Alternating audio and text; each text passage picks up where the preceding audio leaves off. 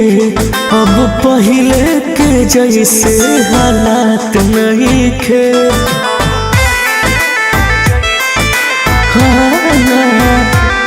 दिल तोड़ दिलू कोनो बात नहीं खे, अब पहले के जैसे हालात नहीं खे।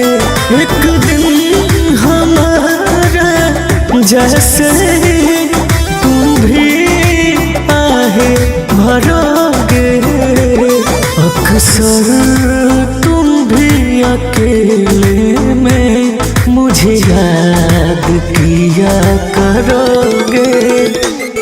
अक्सर तुम भी अकेले में मुझे याद किया करोगे।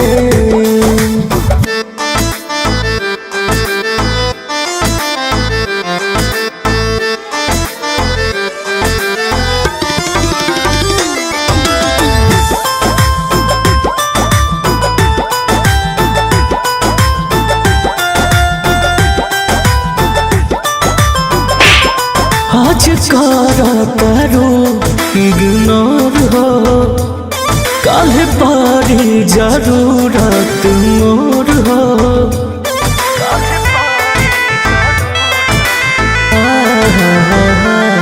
आज करो इग्नोर हो, कल पारी जरूरत मोर हो। बात बात में हमसे लड़ते थे, अब किससे तुम लड़ोगे। अक्सर तुम भी अकेले में मुझे याद किया करोगे। अक्सर तुम भी अकेले में मुझे याद किया करोगे।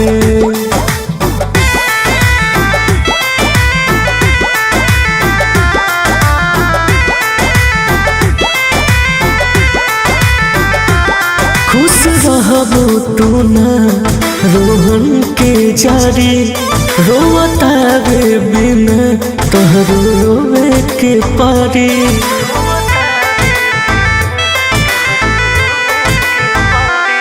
खुश रहबो तू ना रोहन के जारी, रोवता वे बिन तोहरो रोवे के पारी।